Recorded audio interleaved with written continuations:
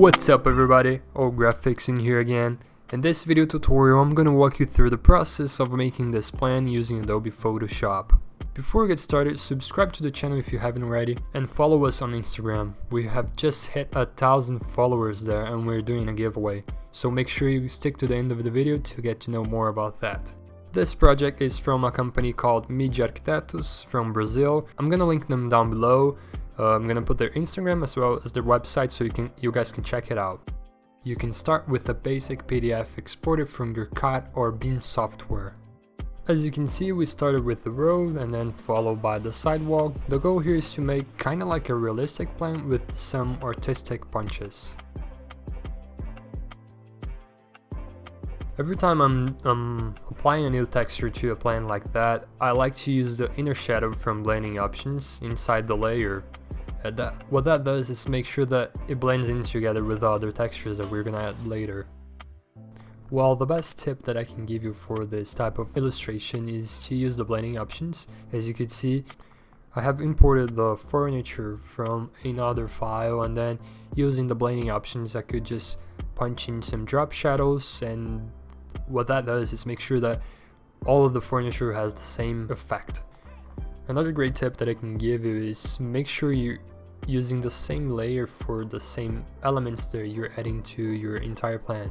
For instance, the shadow that I'm adding right here, I'm using one layer with 30% opacity with a selection with 100% filled black. And what that does is I make sure I have the same appearance for every shadow there is in my project, and later I can just come back into this layer, this unique layer, and apply an effect or change its opacity. It's a lot easier, and in the long run your file won't have 1,000 layers from the same object, which is going to save you a lot of time and file size as well. Now we're adding grass with the same technique as like copying and duplicating within the same layer. We're going to import the texture into Photoshop, and then we're going to rasterize it because it comes in as a smart object, and then Ctrl A, and with the selection tool, drag and drop holding Alt. Now for trees, I don't recommend using the same layer. It's better to deal with them in individual objects, so you can overlap them and give drop shadows effects separately.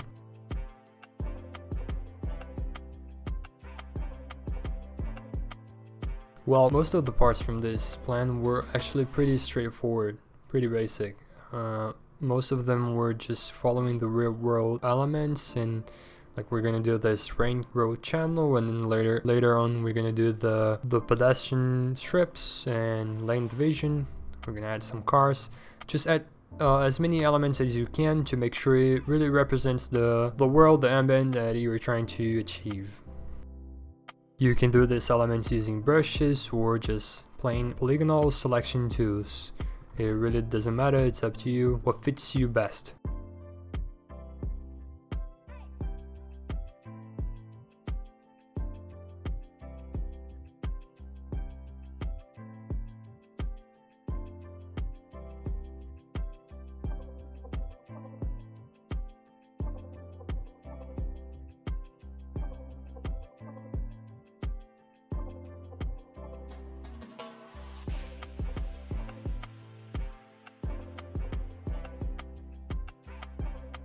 Since I didn't know what was the result of this plan, the final looks, I was going back and forth from elements, for example adding grass and then sidewalks. I didn't really know how this plan was going to turn out, and I also had to make sure I was working with the company, as I mentioned before. Therefore you have to be able to make quick changes in your file. For example, this grass layer that I'm using, if I want to increment some parts of it, I can just make a selection, duplicate within the same layer the grass, and activate the mask as I did before.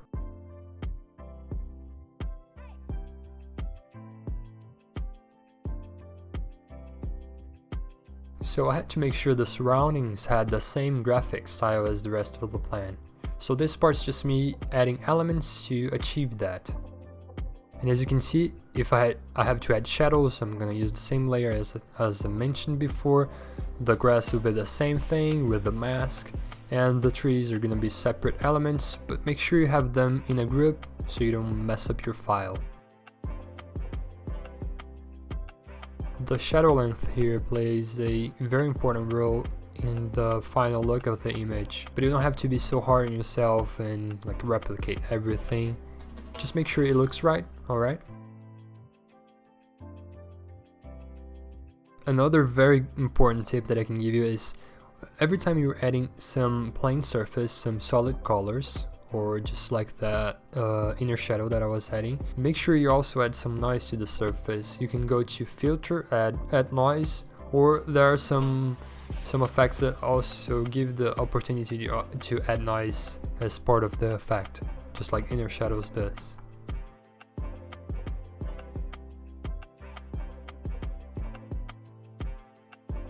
Some details really depends on what display you're gonna show this, if you're gonna print it or not, the scale, but in this case I had to make sure I was giving enough depth to every element, especially this stair right here. You can achieve that just by like using a small brush and painting with the shadow layer that we did before, the 30% opacity one.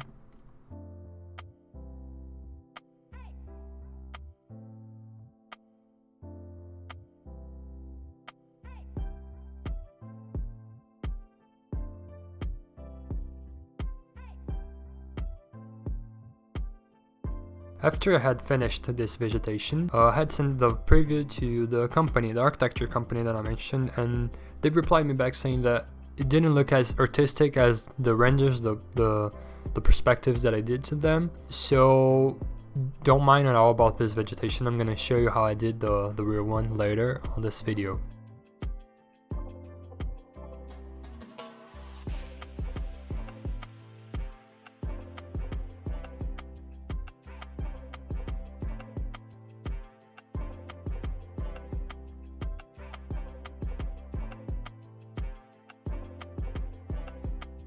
Now with this layer, what I was trying to achieve was the sense of nature inside of the building. I was trying to give a bit more texture to the illustration.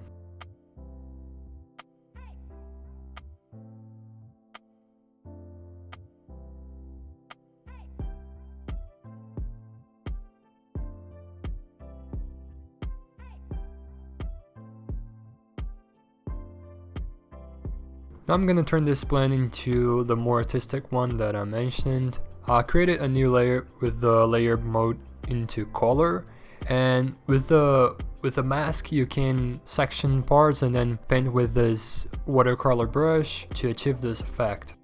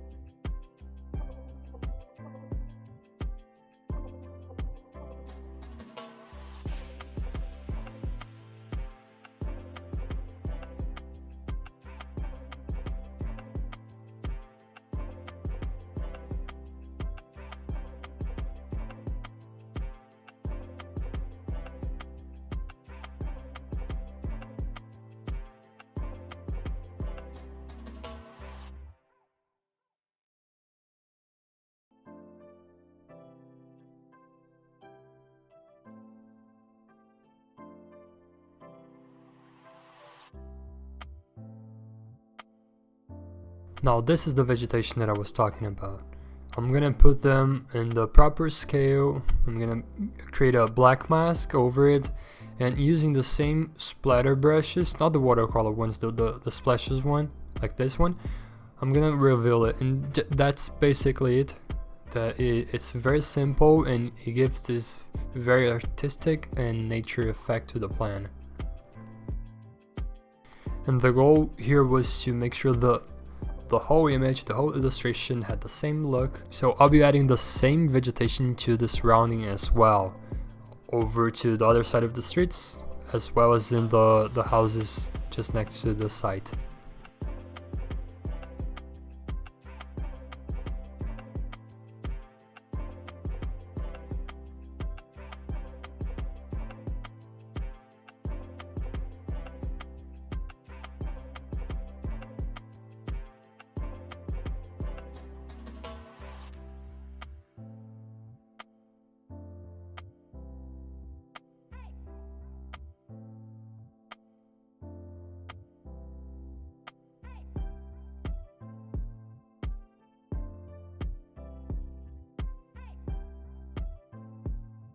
Now this is almost at the end, and I was playing with the layer mode so that I could make sure that I had the exact effect that I was applying to the plan.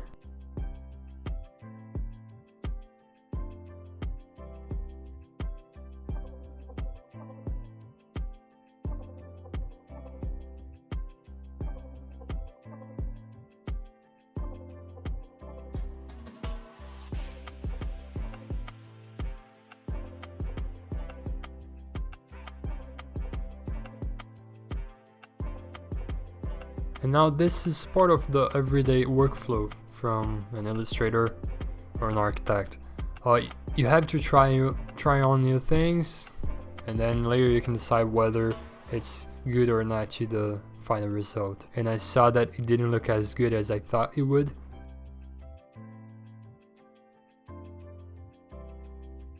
But then almost at the end I was still missing that unity of color. The grays were not that pinky. So I decided to add a gradient map with these specific colors. The shadows are brought to this bluish green and the highlights to this soft pink color. And as you guys know, at the very end I tend to apply this Topaz Labs clarity tool, even on plan like this, and go ahead and tweak the settings to get the best options as you can. And that's it for the first part. This is the final result for the ground floor, and I'm gonna use it as a base to compose the second floor in the part 2 video. So make sure you go check that out as well. It's probably gonna be a shorter video, but with the same style.